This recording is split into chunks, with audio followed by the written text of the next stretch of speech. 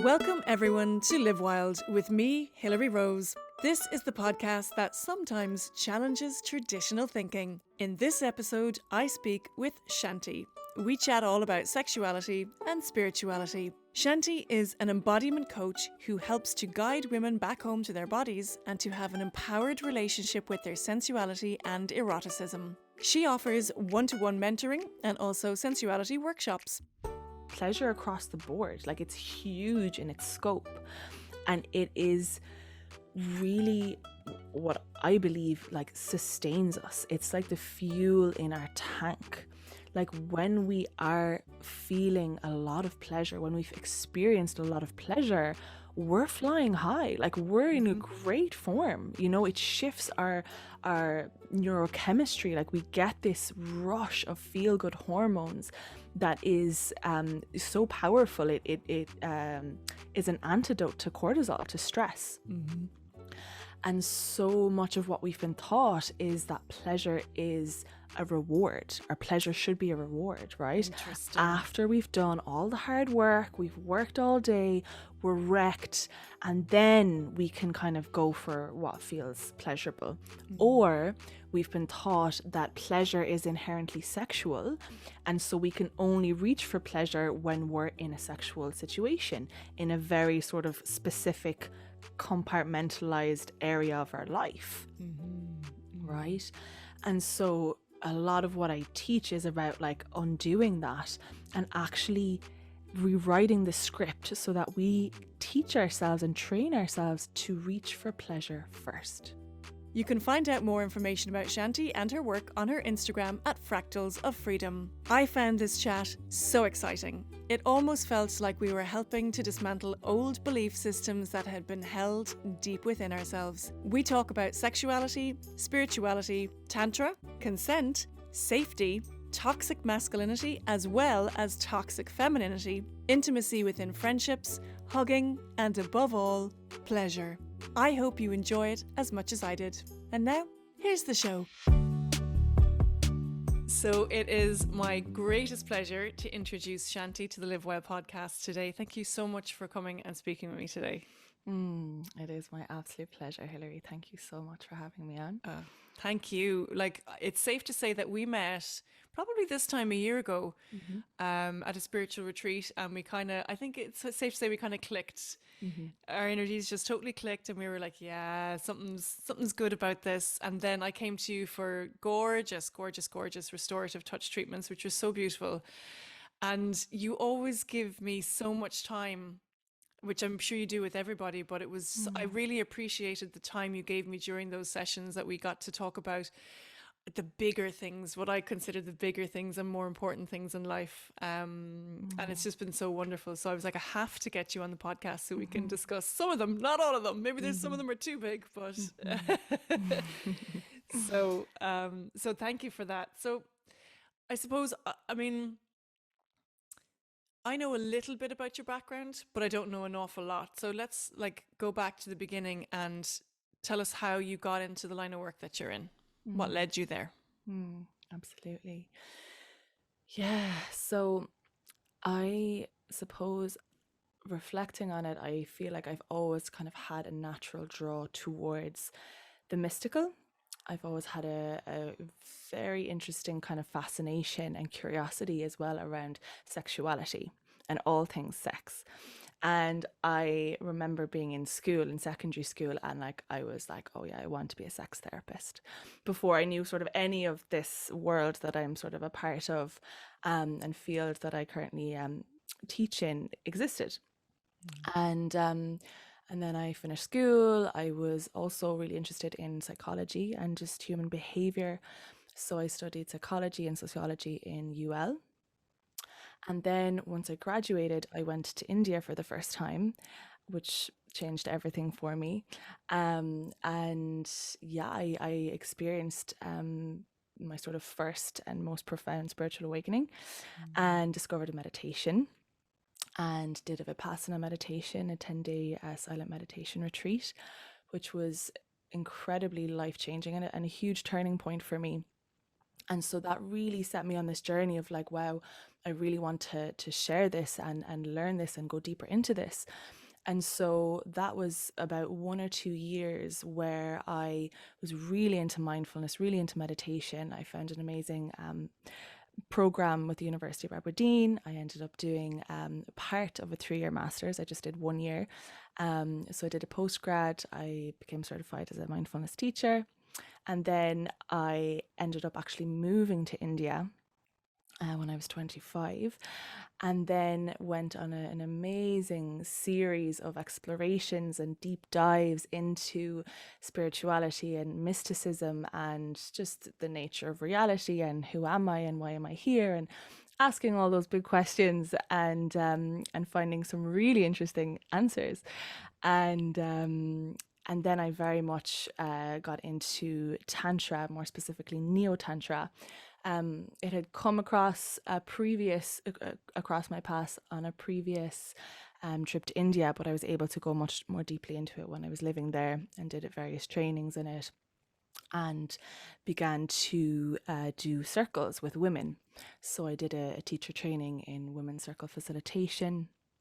And I started to sort of share these different practices and tools on how to become better in tune with our body, with the body itself, with the wisdom of the body, and a greater understanding of the feminine principles within our bodies. And then how can we relate to our sexuality and our sensuality in a way that feels really empowering, that feels really uplifting, that feels just really good, really joyful and pleasurable.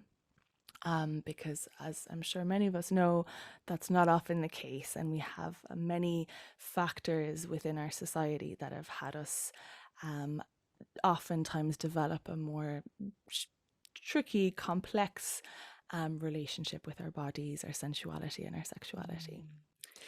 And also, I feel like the current system that we live in is a very masculine minded system, not just from a patriarchy sensibility, but also in the sense that everything is go, go, go. Everything is about achieving, it's about action, it's about this outward energy flow all the time, which is quite a masculine way to live. And I have found myself burnt out many times because of that, because I was switched into the masculine and switched out of my feminine. And as you say, the feminine is just, it's receptive, it's sensual, it's open and receiving. And like you mentioned, there's power in that, and there is empowerment in that. But I don't think that we're necessarily taught that. We're taught that the power lays within this masculine drive, and therefore we should all be this way. And I think both for men and women, men who are raised in that manner, and women, but men need to switch back into their feminine as well, into that receptive, allowing surrender almost. Not to say that you surrender on the couch all day every day, but that there has to be that element, the balance between the two, I guess. Yes, absolutely. And I fully agree with what you said, Hilary. And it's very much that we have been taught and conditioned to believe that productivity is king. How much can we achieve? How much can we produce? Right? It's like almost this mechanical way of viewing ourselves when we're not machines. We're not these productive, like constantly going and doing and achieving beings. Like we're actually humans, and we are messy, we make mistakes, we move in cycles, women and men. And it is a little bit different, obviously, because our biology is different. And then there's also people who are non-binary and who are intersex, and so it's also different for them. But there's also just this really huge recognition that has been negated within our society, within our culture at large, and that is just that we do not operate in a linear way healthily. Like that's so unsustainable. And this piece around the feminine, which is cyclical by its very nature, when we look at the earth and we think of how feminine the earth is, like The feminine is this womb essentially of life that is constantly growing and blooming and producing, creating new life. And the earth moves in cycles, right? She has her 4 seasons. And similarly within our own bodies, especially as women, if we have a menstrual cycle, we literally move through 4 distinct seasons each month. And this is again something that's still relatively new. It's not starting to be more openly spoken about, which is amazing. But just for men as well to know, because whether we're female, male, non-binary, whatever orientation we identify with, we have this masculine energy and this feminine energy present and alive within us. It doesn't actually relate to gender. It's about these archetypal energies. And the energy of the masculine is very much about consciousness, presence, witnessing, forward moving energy. So it is very linear. And then the feminine is very much about creation, right? About flow. And it's very much about cyclical movement, like this spiral. So the masculine, we can think of like this straight line. And the feminine is very much this spiral. And so we have both of these energies within us. And so it's how can we actually develop a relationship with both? How can we become more aware that we have both inside of us, and that we need to honor both? Our lives need to have space where we can be in this masculine energy. It's healthy, it's needed. And we can also be in this feminine energy, which is healthy and needed. We need both, like you said, in that balance. I love that. And it's like, I sometimes feel that that isn't celebrated enough, the balance between the male and the female. And I always say as well, when it comes to relationships in particular, the perfect marriage is the marriage within yourself. That's what I try to achieve. If I can achieve that balance and that relationship with myself and within myself, most of the other relationships in my life tend to work a lot better as well. Yes, 100% agree with that. Yeah. So you were talking about earlier, you were talking about the circles that you ran for women, and it's something that you do host here in Ireland and probably further afield as well. Tell us about the yoni circles that you do. Yes, absolutely. I'd love to.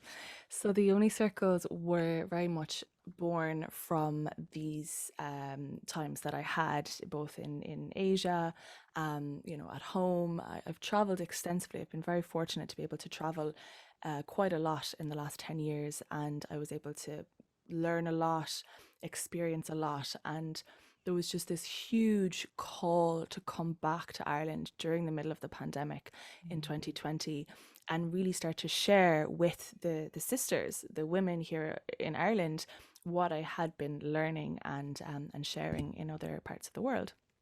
And so the Yoni circles, first of all, starting with the name. So Yoni is a Sanskrit word which means sacred space or place where all of life comes from.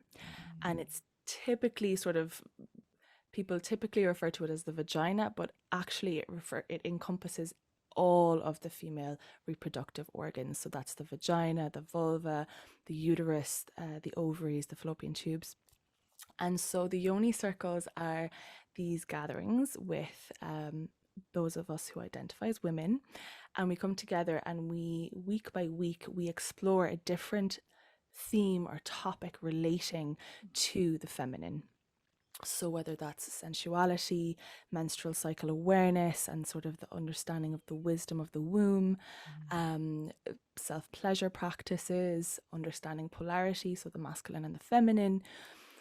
And it's a really, really beautiful journey where just time and again, I've seen women sort of come out of themselves and share from a really authentic, vulnerable place their lived experiences.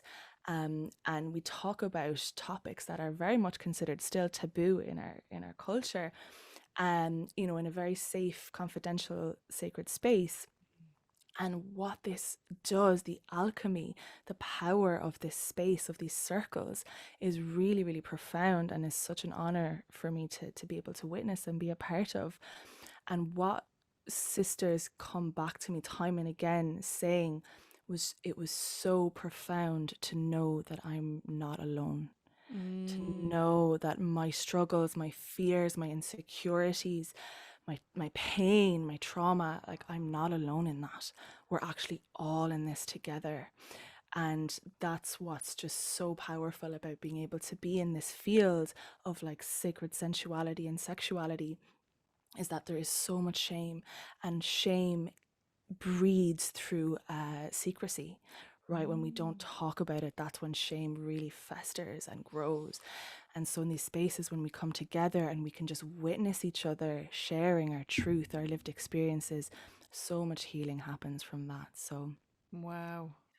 mm, Wow, that's mind blowing. And I've often looked at you because I follow you on Instagram, and I've often looked at you you're hosting the circles, and I look at my calendar and I go, I'd kind of love to do it. And then this part of me instantly withdraws. mm, It's so interesting, and I wonder, is it that not that I have massive amounts to hide or anything, but I wonder, is it this ingrained sense of shame that, oh mm, my goodness,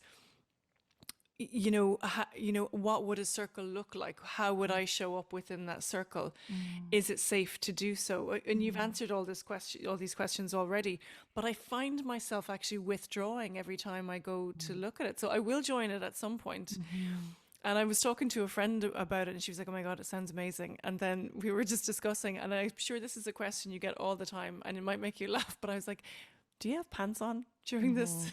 Yeah. It's such a valid question. It's such a valid question.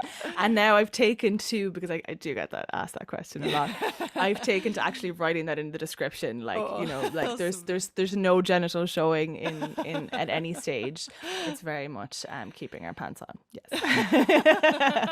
I love that. Just for people who are interested, are like, okay, okay, we can keep our pants on. That's fine. You mentioned as well all your training in India, which, oh my goodness, I think we could probably do 5 hours of a podcast just on that alone, because I'm so interested in all you have to say about it.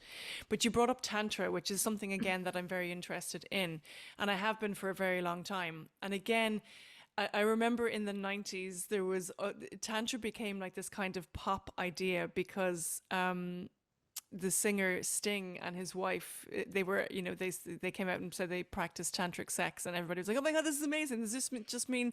Does all that mean that you can have sex for hours? Wow, great!" And I'm sure that's part of it, but it's so much more than that. And I know when you view it from different traditions, and if you view it through a different lens, there's always going to be different viewpoints as to how to explain it or what it is. I mean, my very, very basic understanding of it is that it's a weaving together of an energy of, I suppose, from the unseen to the seen, both energy and physically. But I'm going to leave it to you to explain it in so much more as you can, because you're going to do a far better job than I ever could. Well, yeah, like you said, it is definitely quite a big question, and so hard to kind of pin down and knuckle down. And there are so many different viewpoints and perspectives within this field, and it is very broad. And I suppose, yeah, the kind of best way to go about it is that Tantra kind of, maybe starting with the word, like you said. So it does mean to weave, the word itself, and also tan and tra can be separated into liberation or expansion, and then of consciousness. So tantra is essentially a methodology, a practice, a life, a path, a way of living that allows the practitioner to, and supports the practitioner to be able to expand their consciousness, to be able to understand themselves as divine, to reach a state of transcendence.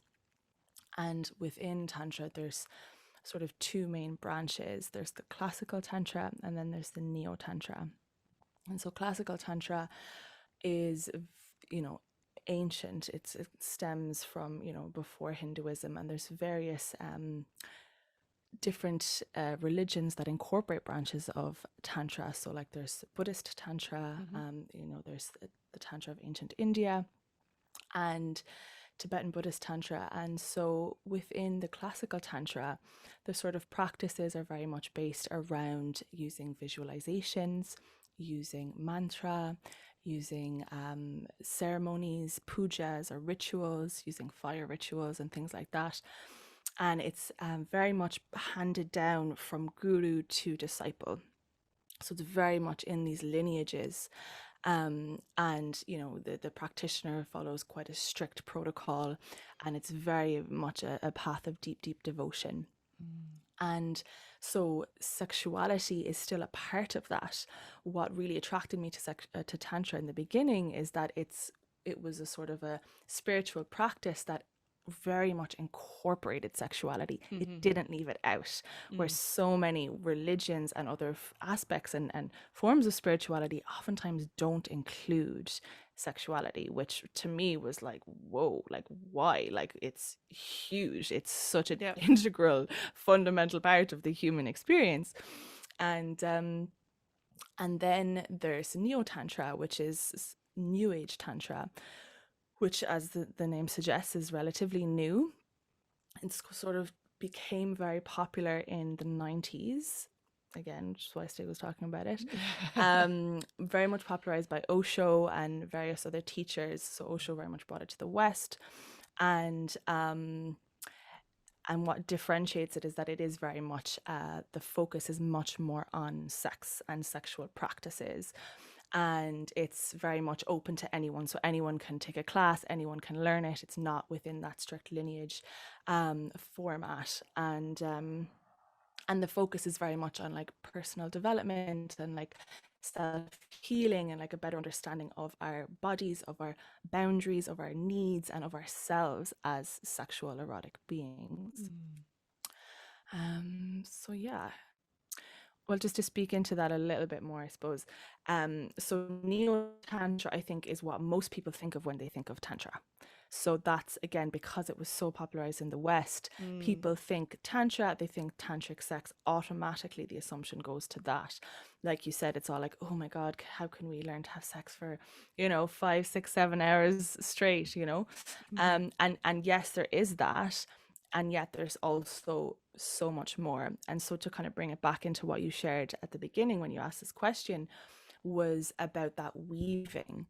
And it very much is that weaving together of not only sort of teachings and practices and tools and techniques, but it is this weaving together of this understanding, this awareness that we are both physical beings of physical matter in this dense 3D reality. We're also these energetic, spiritual, multidimensional beings. And so it's coming to an understanding of sex, the practice itself, whether it be with ourselves or with others, with this understanding of how can I come to know myself and my partners as both spirit and matter, earthly and celestial. So that adds such so many layers to that is really, really beautiful to explore. Oh, so many layers, so many amazing layers. And I love when you talked about Tantra as a religion and spirituality and sexuality being linked. I feel like, and I've always felt this from a very, very early age, but I really couldn't put a shape on it, that my sexuality and spirituality were very deeply linked. And I still believe that. For me, it's one and the same, really, because for me, it's like your sexual life force is your chi, it's your, and like you get to make human beings from it. You bring, beings from the unseen realm into the seen realm. It's mind blowing what our bodies can do. And also then to go back to your conversation when you talked about religion and how it has excluded sexuality in a sense where it's so intrinsically linked with your spirituality. And yet religion wants to promote spirituality, or that is intrinsically linked with spirituality. So how therefore then can they, and not all religions, but some of them, just completely wipe sexuality off their literature, or if it is to be explored, it's in this almost negative, shameful sense. That never made sense to me ever. Yeah. Yeah, absolutely. Absolutely. Me neither. And it's always such a big question mark. I was like, but why? But Mm, like where, like how did this happen? Why is that? And that was a big question that I went and seeking answers when I went to India. I'd already been sort of exploring my spirituality before that because I was raised in a very religious but on the slightly more spiritual side of like Christianity. But the mm, whole story of the Bible as it was presented to me in school and from my parents, it never sat right with me. um and mm, I loved what you said about that innate sort of knowing of like how they're so intrinsically linked. And like you said, it's like our life force energy is our sexual energy, it is mm, our chi, it is the energy of pure creation.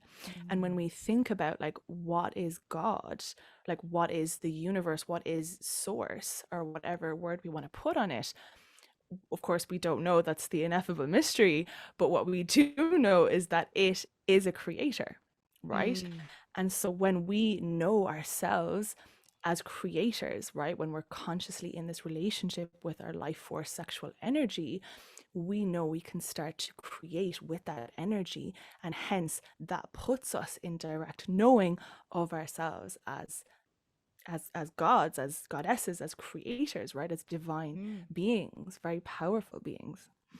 Absolutely. Amen to that. I mean, it like we are the co-creators. We are, God is within us, I believe, and we are God itself, or an expression of it, or universe, or consciousness, or whatever way, you, or spirit, whatever you want to call it. And so Mm-hmm. this brings me back to, in my view, sexuality and sex being sacred.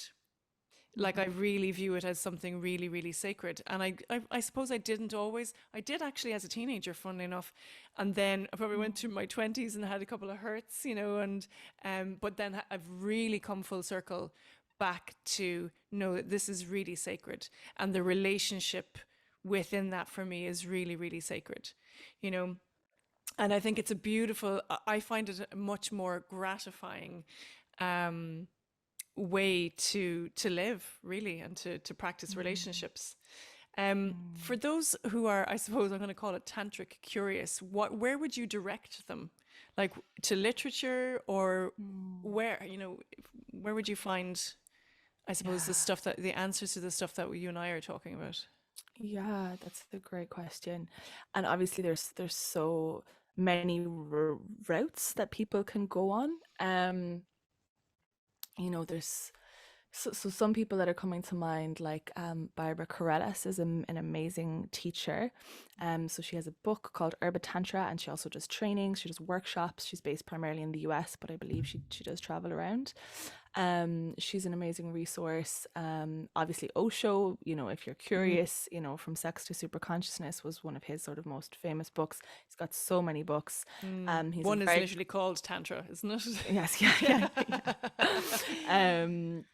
He obviously is a very controversial figure. So, Hmm. Hmm. but whatever, sparks your curiosity as I'm sort of sharing some of these names and titles. Yeah, Finding God Through Sex, David Daida is Oh, another yes. is I've read another his work. author. It's lovely. It's Yeah. yeah, very, very poetic. He speaks a lot about masculine and feminine and Mm. polarity. Um, the work of Jan Day has been recommended to me. I can't recommend it personally, but she does apparently very sort of like gentle introductions into Tantra and sacred sexuality. And then there is obviously the International School of Temple Arts, or ISTA, which Hmm. is also very well known, but that's very much a school that is, the trainings are quite intense and full on. Hmm. So I would recommend starting with books, doing some courses. You can definitely find amazing workshops. More and more in Ireland now, Mm. thankfully, either in person or online. Obviously, the Yoni circles if you're a woman. I do sensuality workshops. So starting to like dip toes in, and I always recommend moving like slowly in a titrated way, 1% at a time, 5% at a time. But yeah, allowing your curiosity to sort of guide you, because this work is, it's big stuff. It's big stuff because there is a lot there. There's a lot of collective baggage, let's say, that we have inherited as a nation, as we all know, with our ball and chain of the old Catholic guilt Yeah, yeah. that we do carry. Hmm. So it is a journey and an exploration that will bring up stuff, that Yeah. will bring up stuff up. So that's why, recommending starting slow with books and with friends, like doing it in community. Mm. For me, like, community is so, so, so important as we navigate this, new earth, these new paradigms that we're creating together. Community is everything, is so important. So yeah. Mm. I like that you say dip your toes in and have it, go do 1%, do 5%, because I always feel when you start something new as well, I've finally learned, which took me a while, to give myself grace periods or periods of integration after I start something like that, because it takes a while for you to process it through your emotional body and your physical body, as well as like getting your head around the logic of what this actually is. And because it's so Mm, complicated, but I mm, think, as you go down the line, it kind of does hopefully slot in into mhm, place. mhm. And it may not be for everybody either, is the other Yeah, thing. yeah, yeah. Um, Mhm, you touched on something that I'd like to go back to, and you talked about um, whether you're in a relationship or whether you're single. For people who are single that are feeling like, oh well, like how am I supposed to um, have a pleasure practice or a sexual practice or a tantric practice or a sacred sex practice, whatever it might be. What does that look like for somebody who is single? And if you're in a partnership as well, where there's maybe the other person in the partnership isn't willing to go down that route or is just not interested, is just like, okay, mhm, great, sounds fabulous, but is just not interested. mm, How does one navigate that, in particular if you're single? mm, mm. Yeah, I love that. And yeah, for me, it's like something I come back to again and again, is like the most important relationship that we will ever have is the relationship we have with ourselves. Mm-hmm. And, that's true across the board. And then when it comes to like our erotic selves, our sexual selves, you know, we are the one person that is never going to leave us, right? We're the one person who's always going to be in the mood we are. We're that one person who always knows exactly where we want to be touched, right? What feels good, what doesn't. And while we might not always know that, like, from the get-go, especially like what our desires are, what our turn-ons are, um, developing this like self-pleasure practice is this incredible opportunity to get really, really curious and really, really playful, and to start exploring and setting aside, whether it's 15 minutes every couple of days or an hour once a week, to start to read your little tantra book, get some practices going, and set aside some sacred space, and integrate that into your life. So for me, like, I did 1 year of intentional celibacy, and that was such a huge experience in terms of like that very piece of like, who am I, what like who am I as a sacred sexual being, what really turns me on, how can I feel really safe in my body, Mm. right, as a sexual being. Because many of us unfortunately have experienced some level of pain or trauma or not feeling safe in a sexual experience, Mm-hmm. right? And so when we're just with ourselves, there's no pressure, there's no expectations, there's no one else to think about. We can focus fully on ourselves. So I always recommend, before even going into like partnered practices, to start with ourselves, because it really is like, the starting point of everything. And Mm. the more time that we cultivate that relationship with ourselves, nourishing ourselves, our sexual capacity will grow. Our capacity to feel pleasure will grow. Our capacity to feel safe and present in our bodies during sex will grow. And so it's a gift that will keep on giving the more we invest in it, the more time and energy and curiosity we invest in it. Mm. And I love that. And I guess it's about as well trusting in oneself and Mm, trusting in the curiosity and trusting that um, that it's safe to do so. I always think as well, and again, this goes back to like the old religious ways in Ireland where there's just so much shame or guilt around it. And it's like, particularly for women, I think there seems to be still a shame or a guilt around self pleasure, where it's kind of expected of a man, but not so much as a woman, and not really spoken about as a woman as well. And there's a woman called Kim Anami, and you can find her online. And she does some great work. And one of her mantras is meditate and masturbate. And I always love that. Yeah, I thought that was so that's great amazing. for really anchoring yourself down. If you're sitting meditating and you just can't clear your head, or there's whatever it is, that's a very fast way to clear your head and anchor yourself back 100%. into your body. I Yes, love that. yes, amazing, amazing, absolutely. And Barbara Corellis talks about this as well. She calls it a medibation, so a masturbation and a meditation in one. So it is where you do start to use your self pleasure practice as a form of meditation, and that again is like uniting like the sex and the sacred. Where it becomes one, and that's when we can tap into some very profound, expansive, blissful states. And I'm really glad that you did bring that up about the shame and the taboo, because in the yoni circles, like of all of the sort of different topics we speak of, self-pleasure practices is one where sisters, we all repeatedly share how sort of much of a wall there can feel, like an invisible wall there to break through, because of all the things, whether it's sex or periods or whatever it is. Like masturbation is so taboo for women, especially. It's really, really interesting. So it is such a process to get to that place of like feeling like, yes, I want to do this for myself.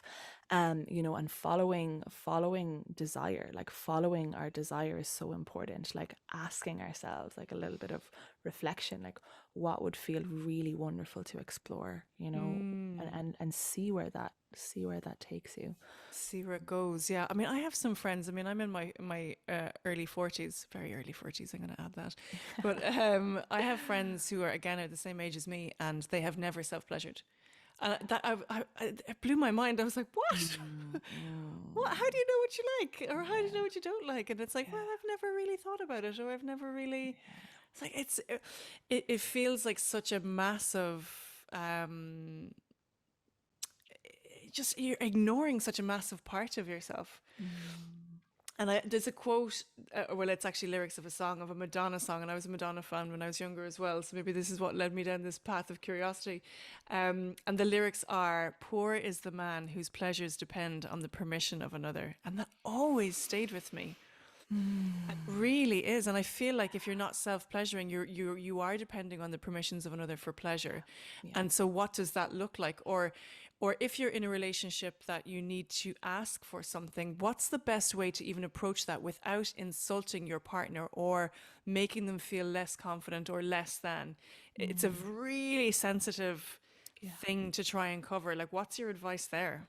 Yeah, absolutely. Great question. And yeah, it's that the lyrics of that song are so like touching on something so big there, because it's so true, and so many of us can get caught in that trap. And I've very much been there myself in the past of like of outsourcing my pleasure to my partner and depending on them and relying on them, and then getting frustrated when they're not giving me the pleasure that I want, because I'm not asking for it. I'm just assuming that they know what I want, that they know what I like, right?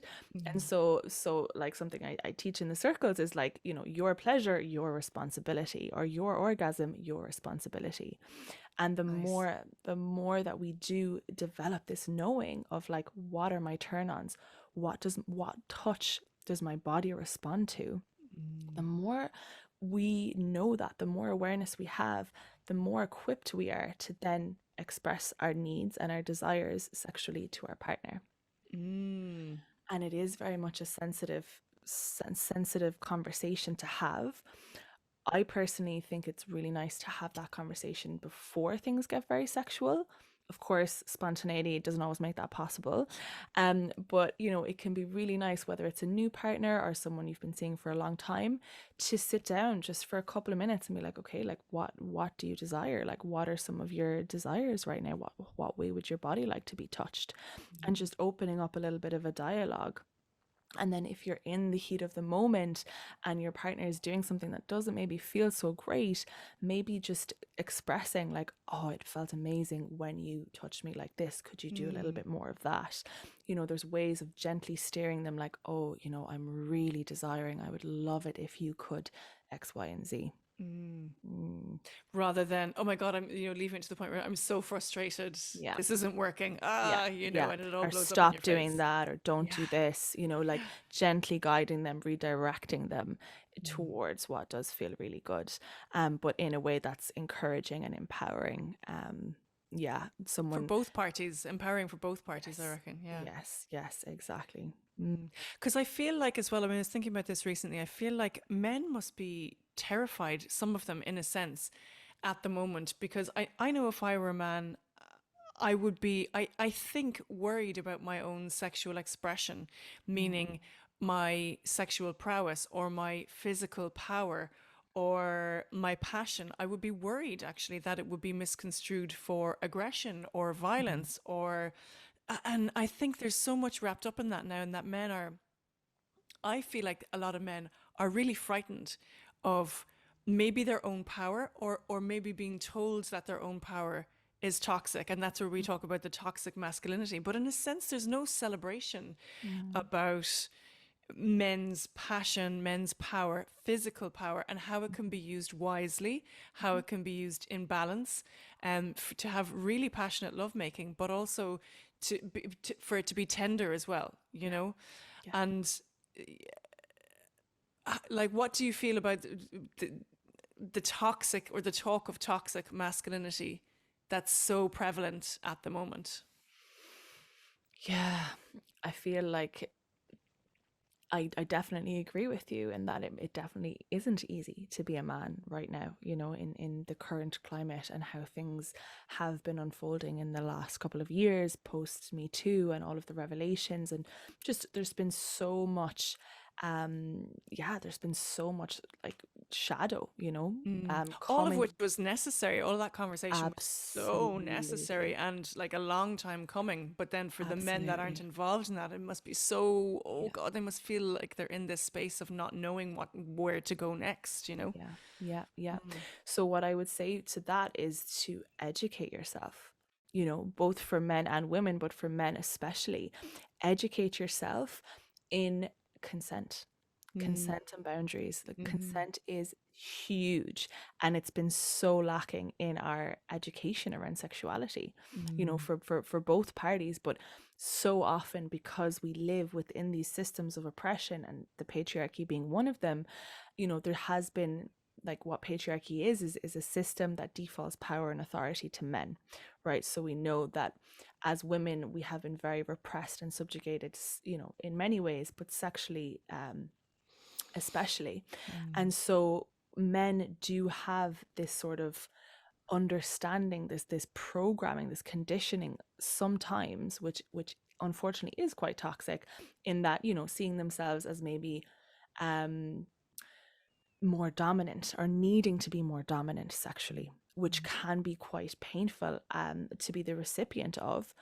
And porn completely perpetuates this, right? Where it's like the focus is very much on the man's pleasure, and it can be quite aggressive, very fast, intense, very unrealistic.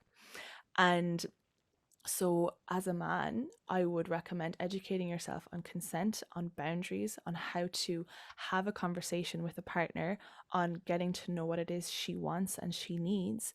And the most important thing that I would say to any man, like the greatest gift that you as a man can give to a woman, is to prioritize her safety above all Absolutely. else. Above all else.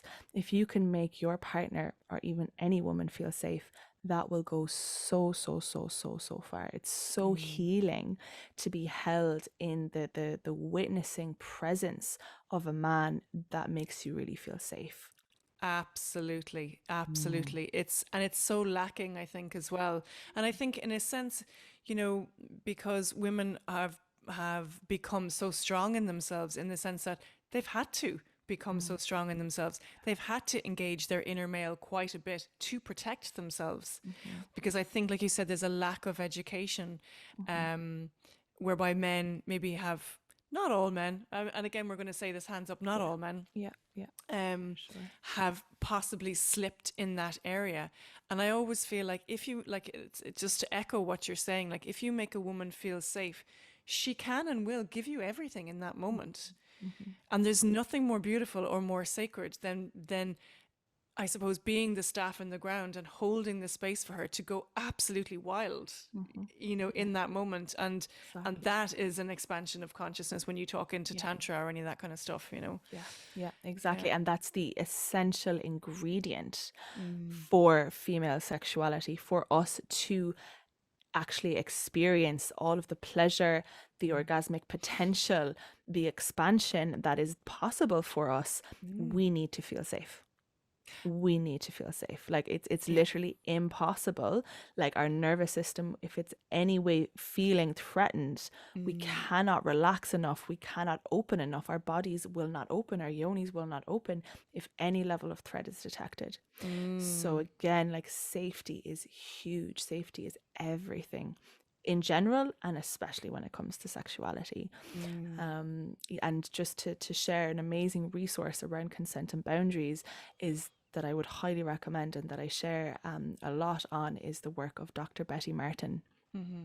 And so she does amazing work around the wheel of consent. She's just published a book a couple of months ago, and she's many free resources on her website and on YouTube.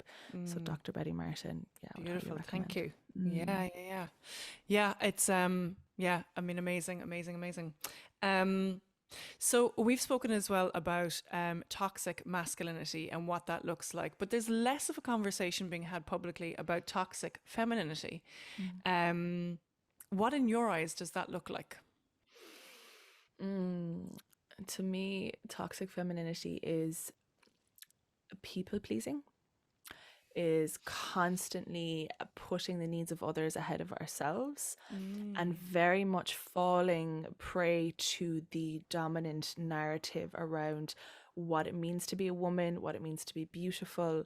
You know, very much being so caught up in that web of, external appearances only, and, being nice and being pretty and being, Mm. quote unquote perfect, to be sort of validated and accepted.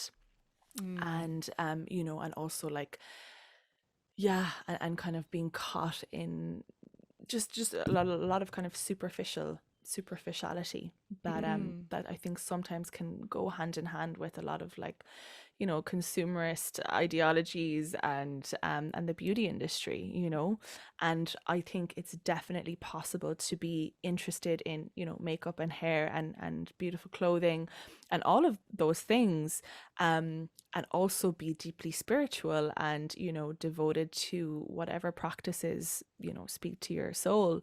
It's possible to have both, but I think it can become toxic when it's only one, when it's only veering on the side of like, how can I present myself, this pretty perfect package of myself to the world, that's so inauthentic, that's so far removed from how I actually deeply feel inside.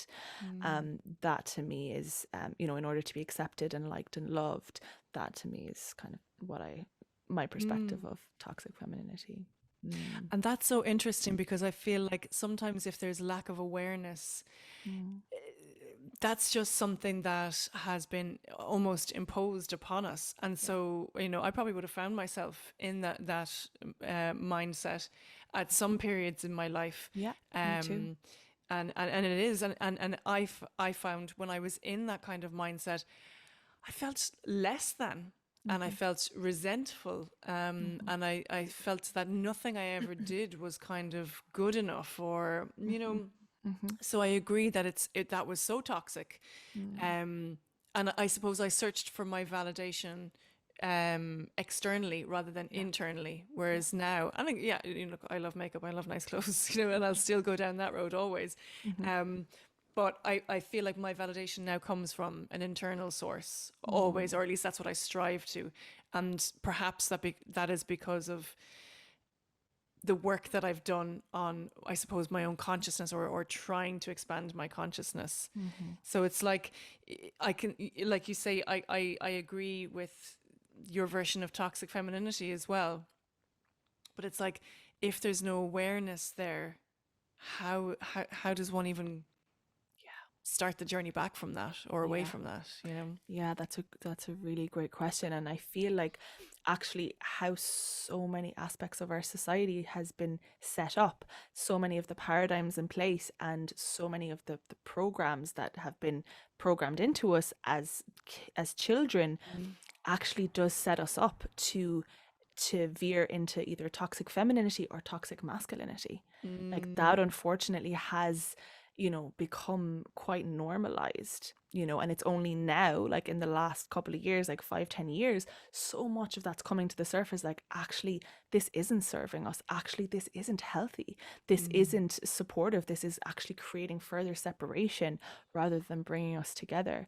And so that's why I think like your work is so important, and all of, these pieces, these opportunities to share ideas and discuss and grow awareness, build awareness, why there's such a huge thirst and hunger for spirituality, for something of greater depth, where we can come into spaces where we can expand our consciousness and start to notice like all of these areas of toxicity within our own lives. Because yes, I have seen the toxic feminine very much in my own life, and the toxic masculine as well. They've been playing out in the unconscious, in the shadow.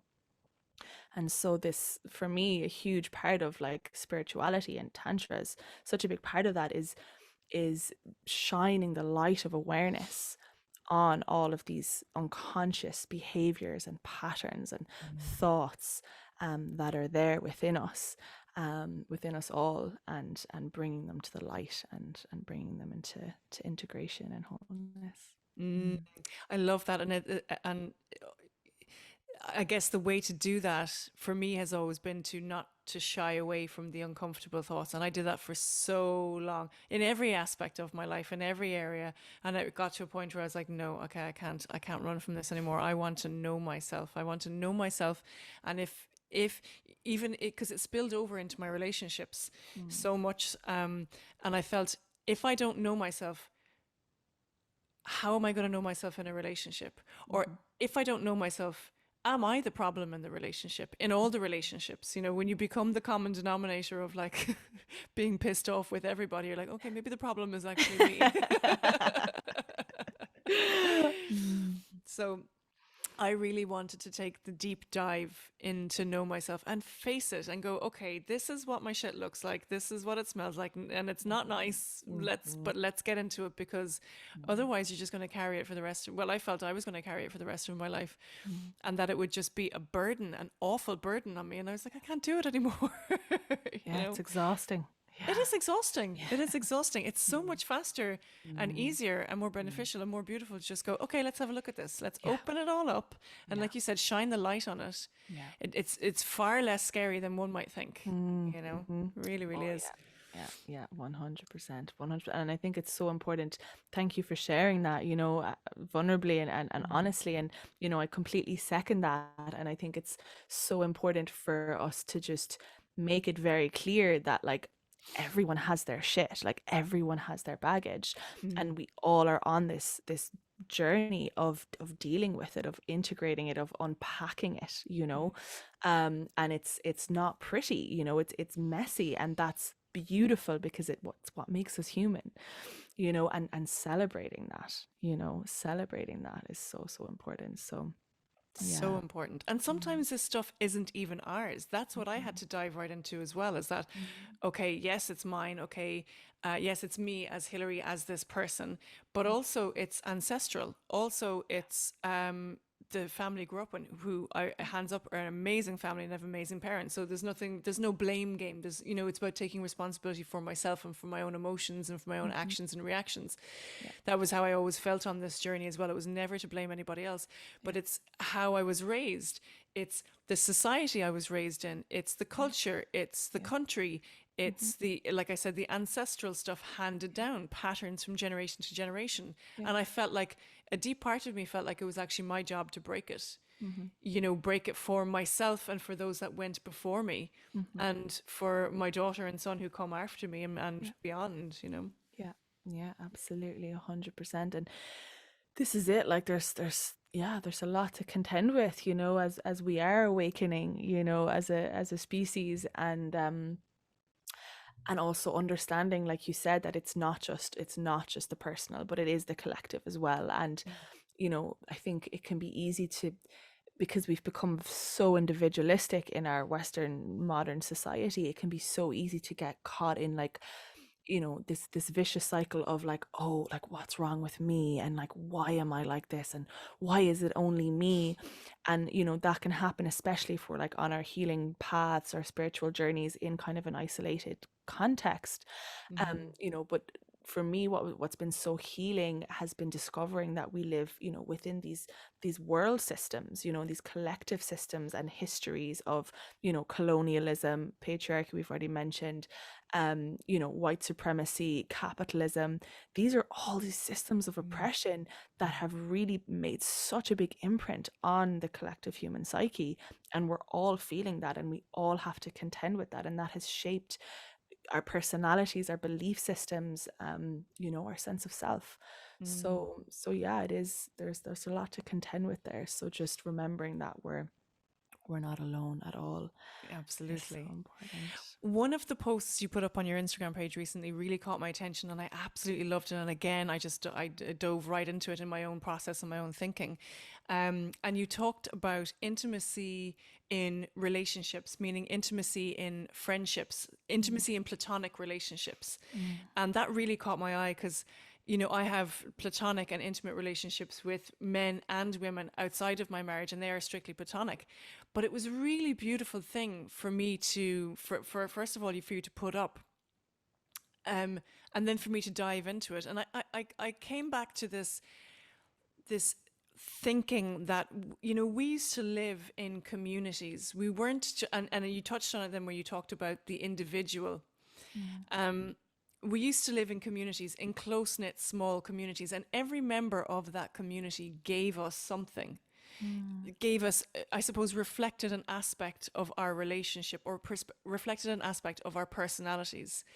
And it fed us something into our psyche, and which fed into all our relationships. But now we find ourselves in really just very small family units, or maybe just with a partner, and we expect everything from that one person. And that's what I was diving into, because I felt that's really unhealthy, to expect everything that we used to get from a community of people now from one person. That's a massive amount of pressure, and they expect it from us too. So you're expected to be, the confidant and the mother and the wife and the lover and the friend and the everything, and vice versa for men. So I wanted to talk a bit more about, like, having that, I suppose, not even permission, but giving yourself the permission to have intimate relationships that are platonic, where you can explore the different parts of yourself. Yes. Yeah, I think we massively underestimate the intimacy of friendship. And that was only sort of brought back into my awareness a couple of weeks ago by a friend. And I feel like what comes up immediately for me is even just like touch, and how much we feel like we can only touch, give and receive touch freely within the sort of confines of like a monogamous relationship. And something that I've been exploring a lot in the last couple of years, and living in different communities that were, very sex positive and very open, where there was touch like freely given between friends, between, lovers, and, just like, it was so much more it was so much more free. And Mm. I've really been bringing that back here, and sharing more touch, like hugs, and Yeah. just a pat on the back, with my brothers, and like asking them, Mm. like, do you want a hug, like a lot more than I ever would have before. And it's Mm. always like, yes, please, and it's just, it builds intimacy, and Mm. touch between friends.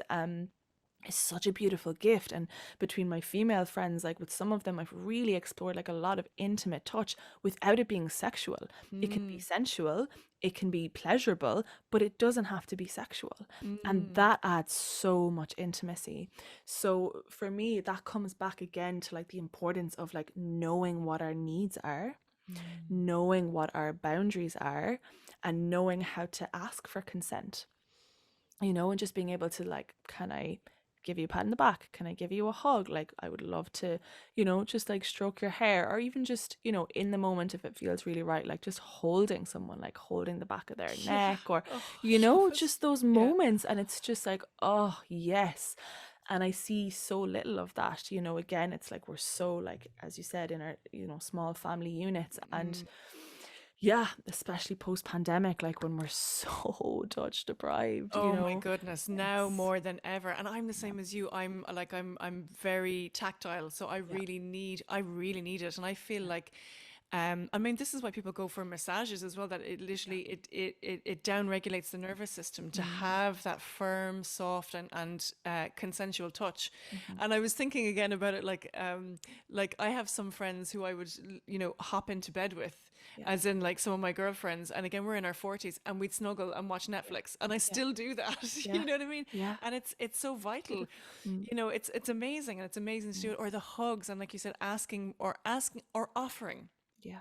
offering, would you like a hug, is the Mm. best thing. And the hugs that you give, oh my word, Shanti, they are just so gorgeous. They're uh, so gorgeous. I'm mm, just so lucky to have been a recipient of a few of your hugs. They've just been amazing. But it's about, and again, and I've noticed actually when you hug, and I do this with a couple of people, we can find the rhythm of our breath. yeah. And it's beautiful. And it really, again, down regulates the nervous system rather than, and there's nothing wrong with this because some people just can't release into a hug, rather than holding and going, okay, I'm hugging. When's this going to end? When's this going to end? Is this getting awkward? And it's like, no, Mm, let's trust that it's not awkward. mhm, And let's trust that we can sink into each other. And let's trust that we can regulate our breath together yeah. and we can separate and make eye contact. And Mm, it's perfectly normal and perfectly fine. And you feel safer yes. doing that Yeah. than giving a hug and going, is this getting awkward? Is this getting awkward? Yeah. You Yeah. know?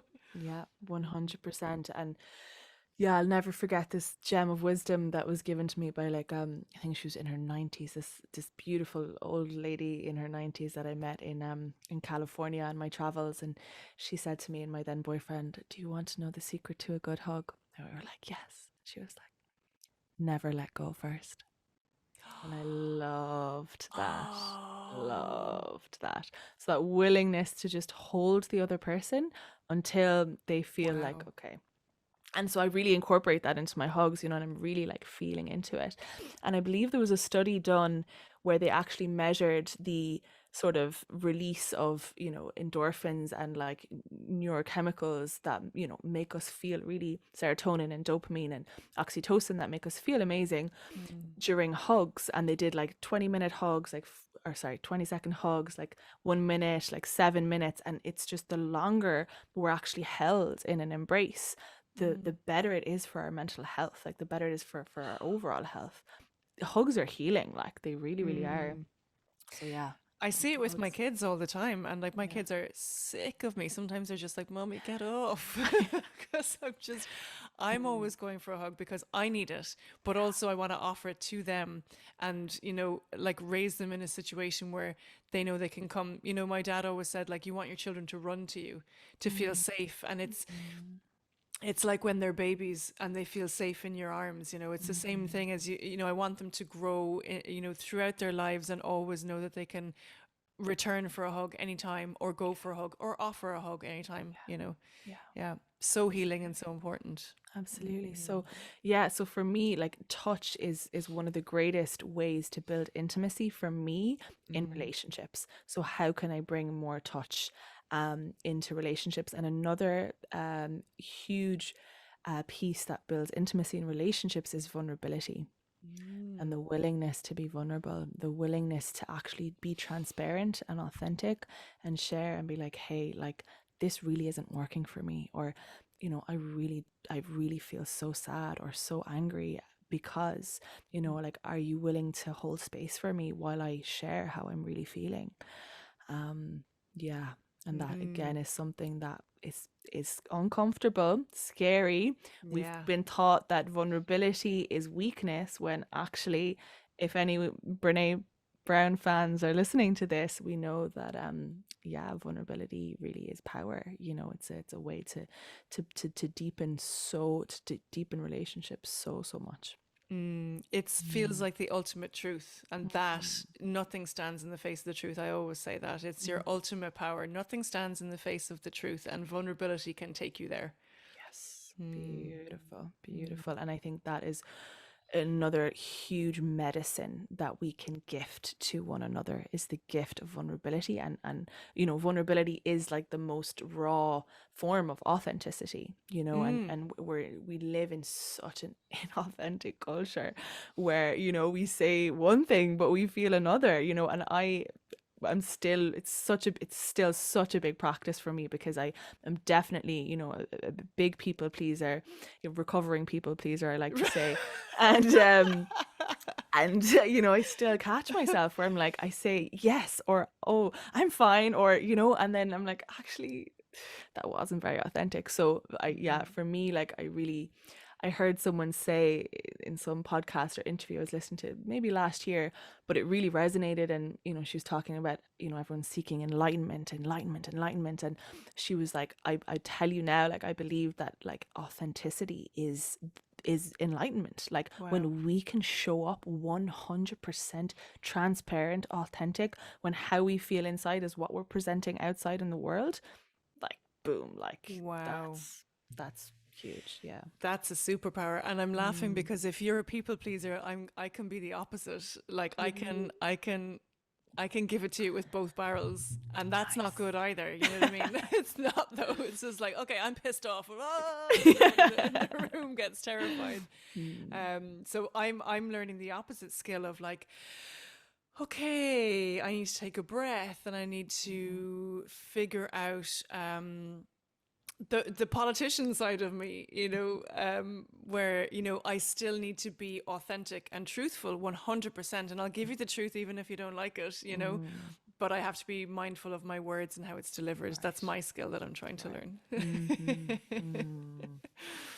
um, so when it comes to relationships, and I'm sure you've delved into this quite a bit in the work that you do, and in the feedback that you've got, what is the recurring theme that tends to be problematic in relationships, that just seems to pop up time and time and time and time again, that maybe has a simple solution? I think communication is kind of the biggest one. And I read years ago, it stayed with me, and it was, misunderstanding is the greatest distance between two people. Oh, And so often when we have fairly ineffective strategies in how to communicate our needs, we can create misunderstanding very quickly. And then that breeds, separation, resentment, frustration, and can be really, really difficult.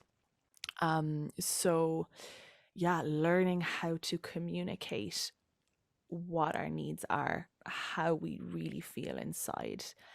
Like, when we can do that in a way, like you said, that, um, can help bring us closer together rather than further apart, I think that can add so much to, like, this the longevity and health of relationships.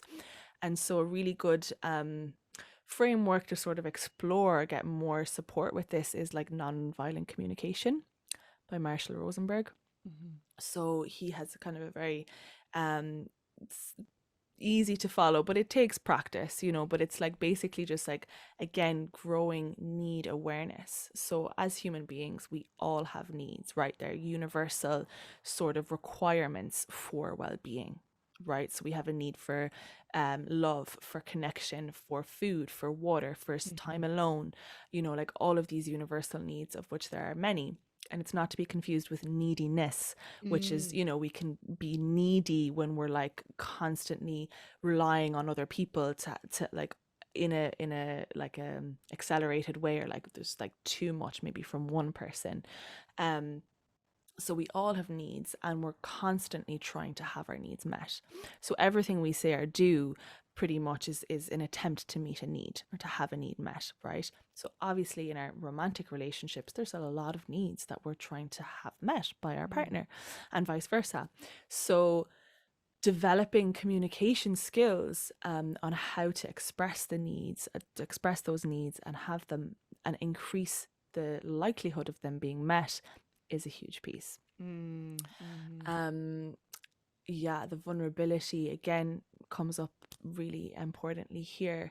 And there was another one there that came up that's just slipped my mind.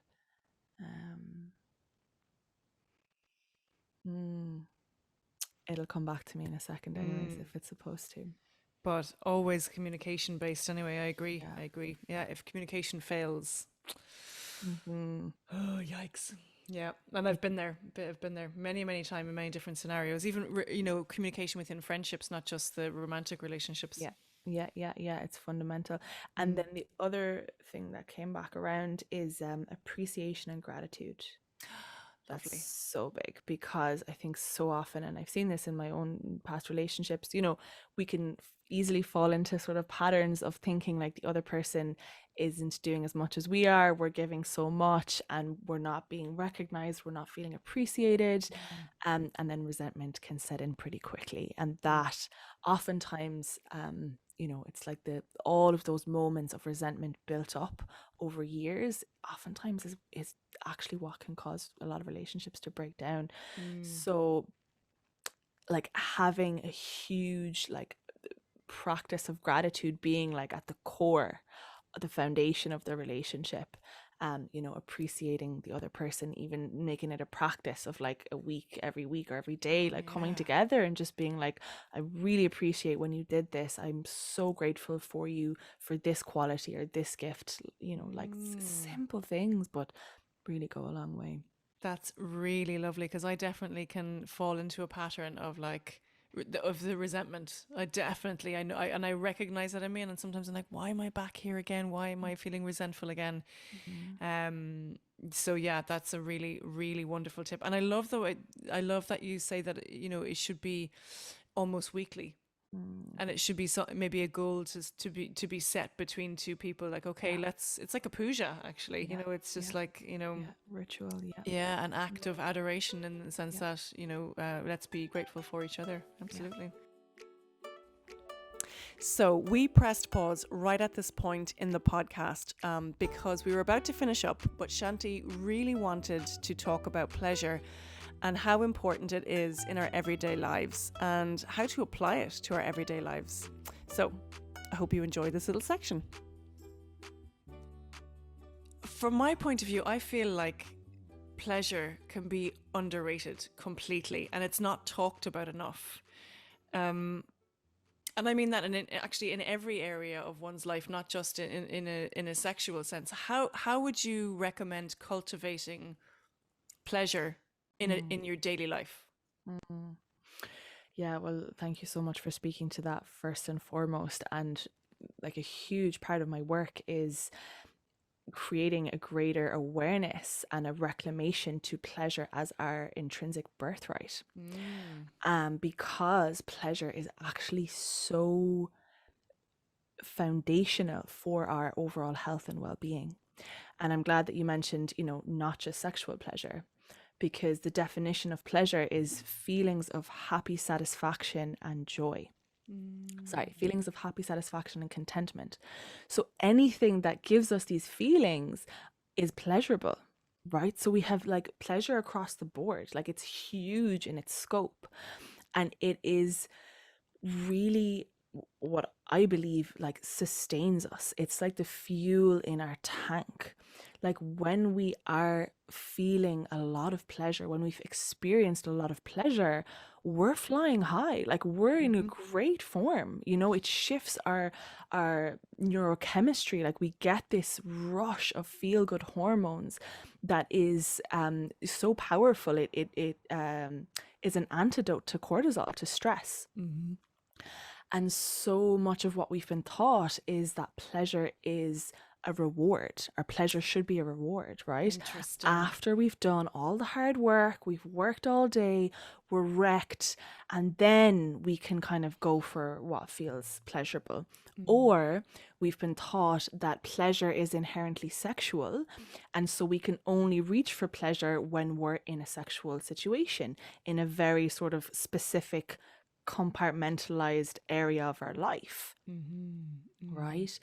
And so a lot of what I teach is about like undoing that and actually rewriting the script so that we teach ourselves and train ourselves to reach for pleasure first, Oh, right? I Be- love this.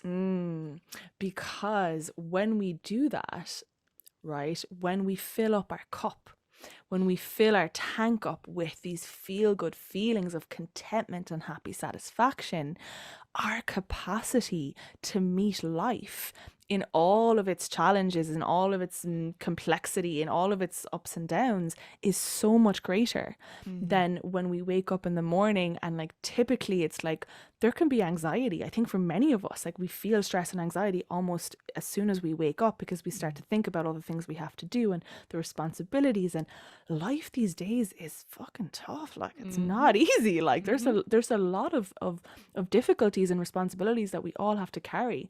And so when we nourish ourselves with pleasure, it's such a game changer. It is Mm. such a game changer. It has been one of the, biggest game changers in my own life, Wow. in learning myself, in learning to reach for pleasure, especially when I do things that are hard, when I do things that are scary, right? When I feel really dysregulated, pleasure helps me come back to my body, to come back to myself. And so, what does it look like in that moment? Because the way you're speaking about it, for me, it would, how I would read it is that pleasure in every moment then is presence. Hmm. That's how the way you're describing it is how I would interpret it. Hmm. That to be present in every moment and to lean into every moment, Hmm.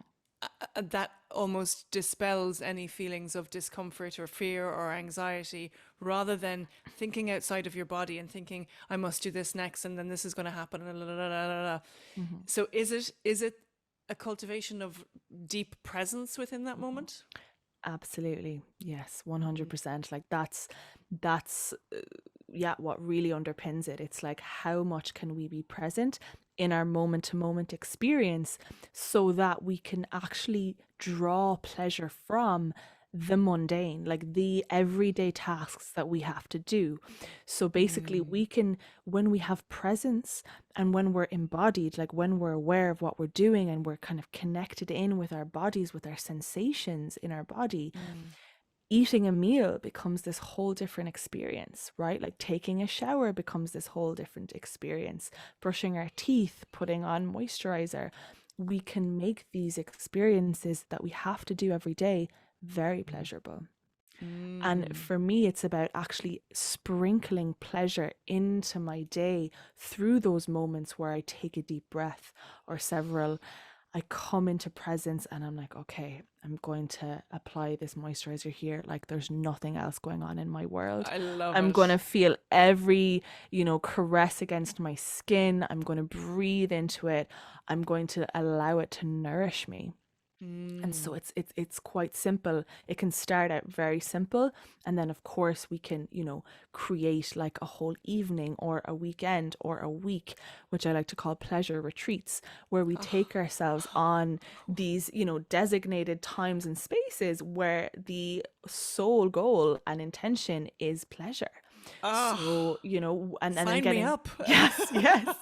So then getting really creative with that, right? Because it's going to look different for everyone, right? What's pleasurable for you might not be for me, and vice versa, and for the next person, and so on.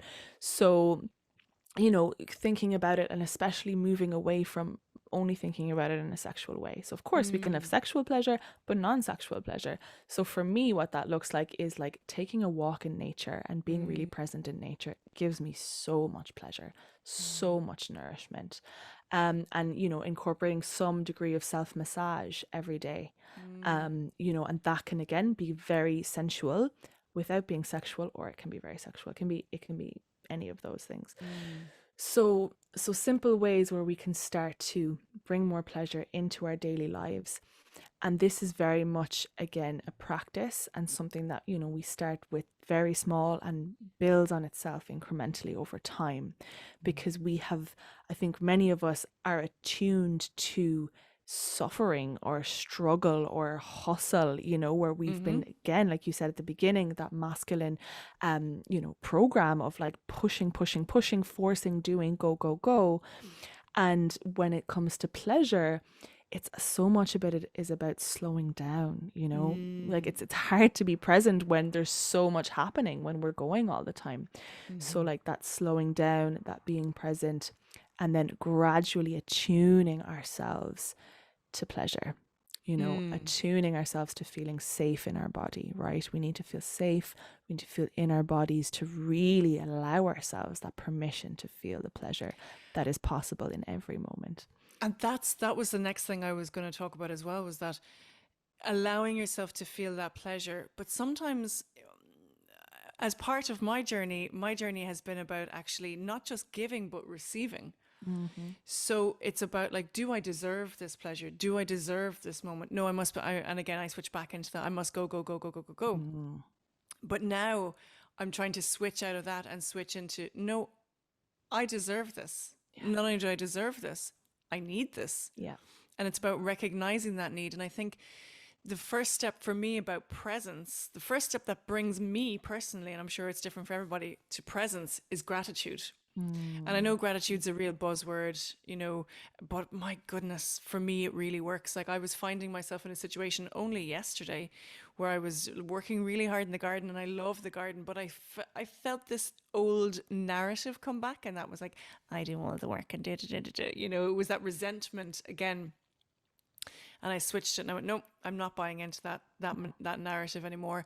And I switched it to, aren't I so lucky that I get to do this? Oh, Aren't I so lucky that I get to have my hands in the dirt? And aren't I so lucky that I get to create, and I'm going to get to grow all our beautiful veg, and I get to learn about, building and growing and the cycles of nature. And it just instantly, and that was my pleasure. Gratitude brought me into presence, which led me into pleasure. Yeah. And I'm going to share another pleasure with you because it's really, I think it's hilarious because it's just, well, I find it hilarious. Not hilarious in a traditional sense, but in a kind of an esoteric sense. One of my greatest pleasures is just before I fall asleep and just before I wake up. You know that period of, it's when your brain switches into the theta brainwaves. Oh my goodness. That is one of my favorite states of being. It is for me personally, it's the most expanded form of consciousness that I do on a daily basis, twice daily, because it's, in the morning and in the evening. And it feels like that kind of really lighthearted, giggly, oh my God, anything can happen at that point. And I always try to go with the flow with it, but try to become conscious within it as well, because you can do and control and see so much in those little theta brainwaves. Yeah. And it's a blissful experience for me. That's one of my greatest pleasures, and I look forward to waking up, and I look forward to going to sleep for that pleasure. Is just because my body is in an absolute state of bliss. There's no pain, there's no suffering, and it's just complete contentment and happiness. And it feels like a complete direct connection to the divine. So that's like anything that will bring me closer to the divine, I'm there. Yes. there. Yes. Absolutely. 100%. I'm right there with you. And for me, pleasure so many forms of pleasure do take me closer to the divine. And I really loved what you shared about just like switching that story, you know, that narrative from something that wanted to sort of take you down and, you know, and breed resentment, and you shifted it, and that's so powerful. And we can not only, you know, give ourselves pleasure through touch and through the physical senses and through sensuality or sexuality, but also through our thoughts, right? It's like there's so much talk of like, you know, wellness and meditation and mindfulness and yoga and all of these things you can do in tantra and da da da da da. But how much can we actually nourish ourselves into greater health, wholeness, and healing through our thoughts? Oh, Right? Like through our yeah. mindset. And it is as simple as that, as recognizing and catching those thoughts that want to bring our vibration down and breed, you know, greater seeds of suffering, and instead nourish ourselves with empowering thoughts, with positive thoughts, with uplifting, inspiring, and grateful thoughts. And great, like gratitude is such a form of pleasure. Like when we're really grateful, it's like, oh yes, like feels so good in your body, you know, it's Yeah. beautiful. Yeah. Absolutely. Absolutely. I love that. I love that. And then there's also a piece that very much comes hand in hand with pleasure, which is so important to speak into. Um, because I do talk about pleasure so much, and I think oftentimes, if this, especially if this is very new, a new concept, there can be a kind of a tendency to be like, oh, that sounds so hedonistic, like, oh my god, like all she ever talks about is pleasure, and all she ever wants to do is things that are I'm like, pleasurable. yes, bring it on. Me too. However, what's really important in cultivating this conscious, embodied relationship with pleasure is the awareness of how much is enough. Ah. Because we have been so repressed for so long, like sexually, but in so many ways. Like we've been so repressed that there is such a and we've experienced so much suffering as a collective, as a peoples, And disconnection. and disconnection, that there is such an impulse to go into excess with pleasure, right? And we see this all the time in our culture, whether it's drink, whether it's drugs, whether it's porn, sex, whatever, like all of those like instant gratifications, like there's such a draw to go so deeply into them. And so when it comes to pleasure, and of course, like, you know, all of those things I've mentioned do offer us pleasure, but learning to have this relationship of enough. And it's such a great question to ask ourselves. Like I do it now with chocolate, because I'm such an avid, massive chocolate fan, like, oh Yeah. my god. And I, you know, can definitely eat like a whole block of, you know, like my favorite is the green and black's velvet edition. Oh my god. If you haven't tried it, please do. I know what to bring you next time. Thank you. And you know, having a couple of squares and then being like, okay, like how much is enough, you know? And you know, how much sex is enough, like how much love is enough, how much connection is enough, how much pleasure is enough. Just like determining where that boundary lies for yourself is very empowering to know, right? It creates greater agency and sovereignty, I believe. Absolutely. And can I make an offering as well? And this is something I learned from my son, who is 6 years old, but he would have asked this question. I suppose he was 4. I remember I used to write down quite a lot of things that he said and asked. But this question always resonated with me. And it was about food, but it was about everything else actually in his life. And he used to ask the question, Mummy, is this good for me? And I always stayed with me. I went, that's amazing that he has that, I suppose, level of consciousness and curiosity to ask that question, is this good for me? And it's something that I always try to now apply to my own life. When perhaps I'm feeling slightly imbalanced and I do have hedonistic qualities, call a spade, and I have to ask myself, is this good for me? And I keep coming back to that, and it's like, oh my god, thank you for teaching me that, you know, is this good for me? Wow, amazing. Yeah, thank you for sharing that. That's so beautiful. Yeah. Again, speaking into this pleasure piece and how important it is, at least it has been for me, and many people who I know who sort of practice this way of living. You know, when we prioritize pleasure, you know, it nourishes the radiance within us, right? We become more luminous, more lustrous when we are really like consciously engaging with that, with what makes us feel really good.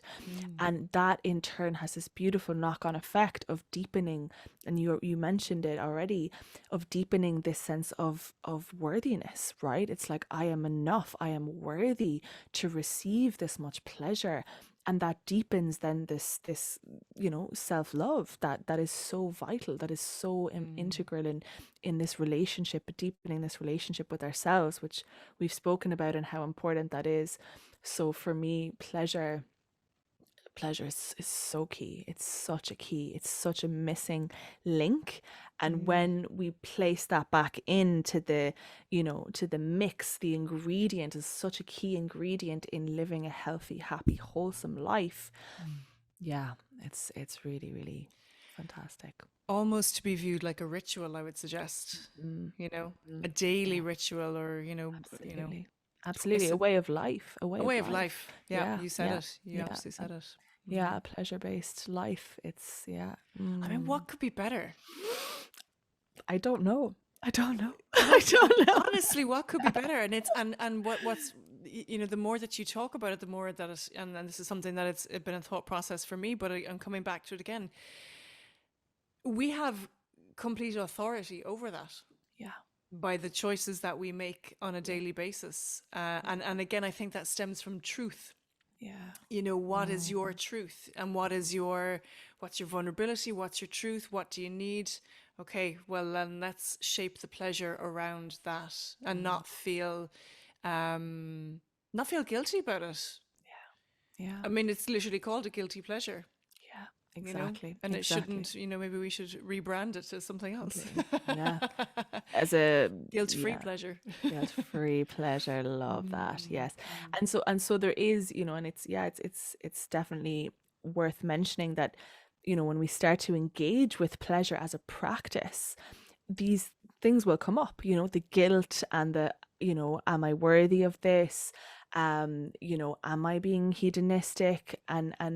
You know, so it's like, again, compassion is really important, you know, when we're sort of going on this, because I think even the word pleasure can be quite loaded for some people and can bring up a lot in and of itself. There can be many associations that might not be very healthy or very supportive.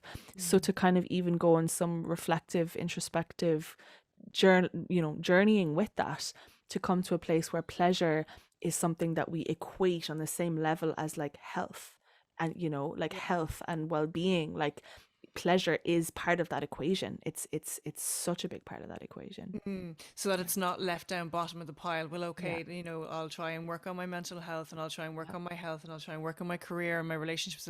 And then at the very end, what's left yeah, over gets a little bit of pleasure. But yeah, you're right, if you infuse pleasure throughout the whole thing, everything yeah. will improve anyway, you know. Exactly, exactly. Yeah. Wow.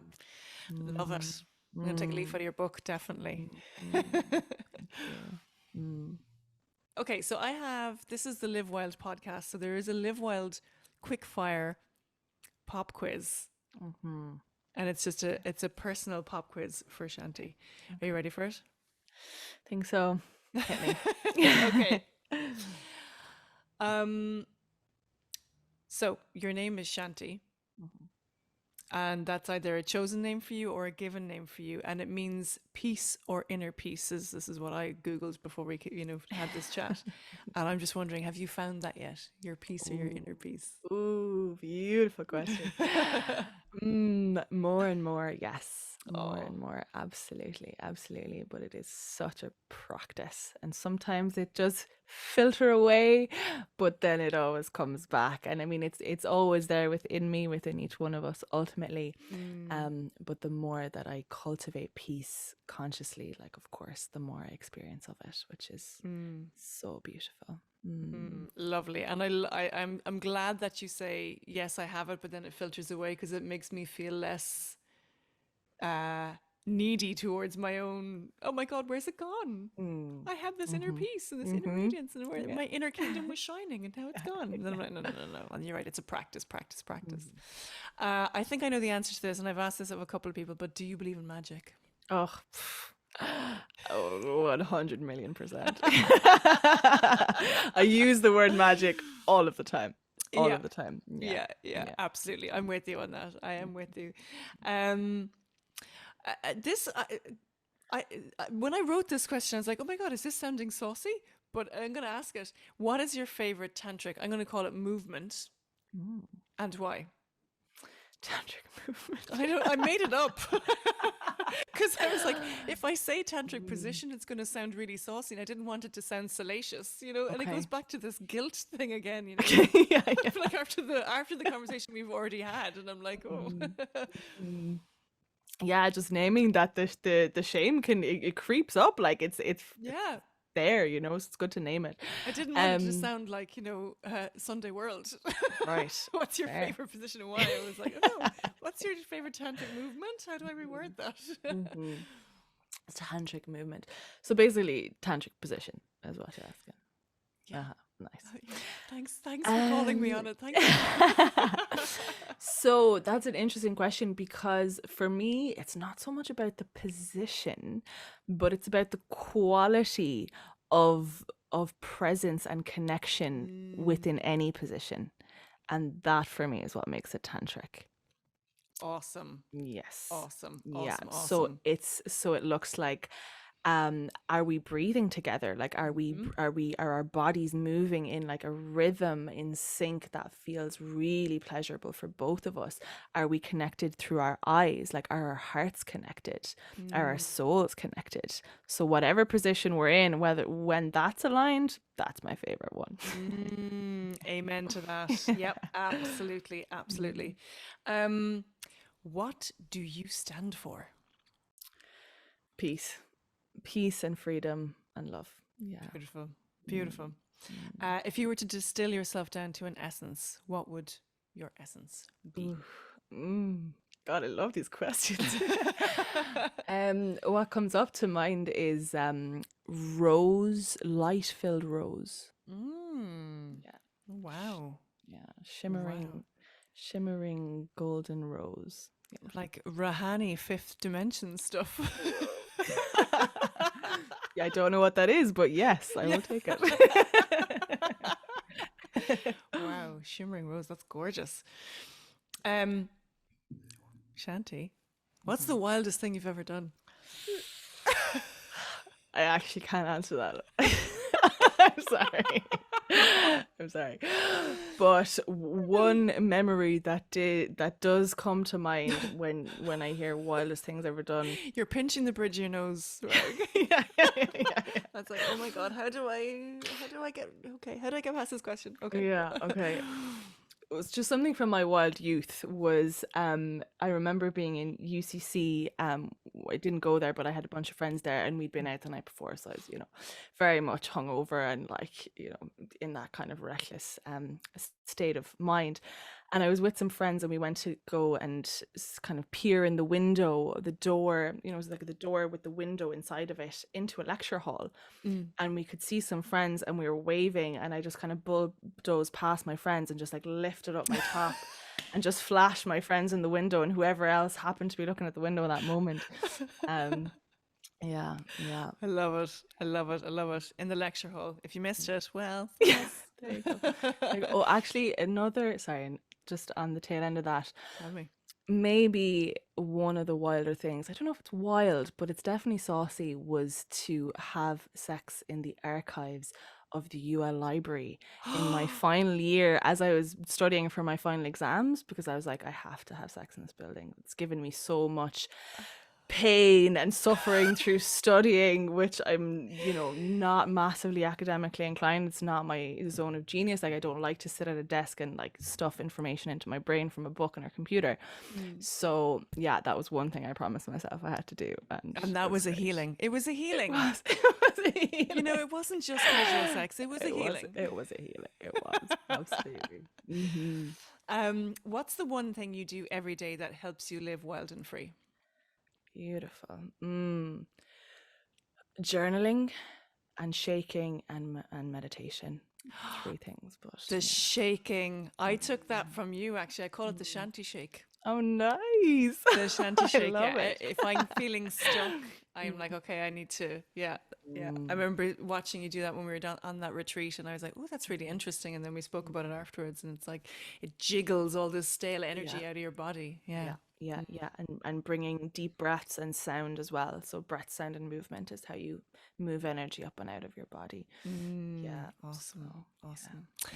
This has been a beautiful, illuminating, wonderful conversation, as it always is, both in public and private. So I'm so glad that we get to share this to hopefully a wider audience, and that they enjoy it most of all, you know. Yeah. So thank you. Thank you, Shanti, for joining me in this conversation. Absolutely. My pleasure. Thank you again. And yeah, wishing you all the best with all of these amazing conversations. Thank you. Lots of love.